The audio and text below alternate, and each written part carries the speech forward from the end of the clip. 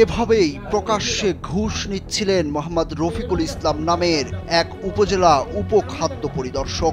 ঘুষ নেয়াকে তিনি নিয়ম বানিয়ে ফেলেছেন। ঘুষের টাকা নিতে নিতে তিনি বলেন, সরকারি অফিসে 2-1 পয়সা না দিলে অফিস চলে, এটাই তো সিস্টেম, সব জায়গায় এমনই চলে।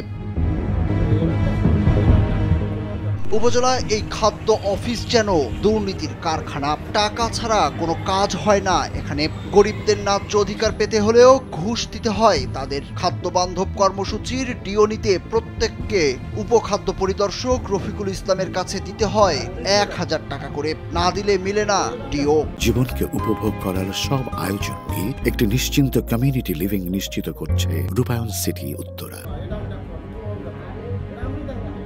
উপজেলা খাদ্য বান্ধব কর্মসূচির চাল বরাদ্দের ডিও ছাড় নিতে ডিলারদের কাছ থেকে ঘুষ নেয়ার এই চিত্র পটুয়াখালীর বাউফল উপজেলার উপখাদ্য পরিদর্শক মোহাম্মদ রফিকুল ইসলামের। তাদের এই ঘুষ বাণিজ্যের কারণে চাল তুলতে হিমশিম খাচ্ছেন ডিলাররা। কিন্তু প্রকাশ্যে কেউ মুখ না খুললেও ওই পরিদর্শকের ঘুষ বাণিজ্যের একটি ভিডিও সামাজিক যোগাযোগ মাধ্যমে ভাইরাল হয়। এরপরেই সবাই এই অফিসের দুর্নীতি নিয়ে মুখ খুলতে শুরু করেন।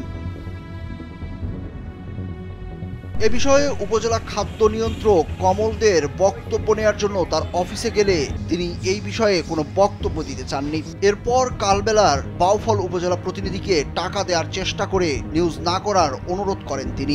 বলতে হবে না, বলে হবে না। না,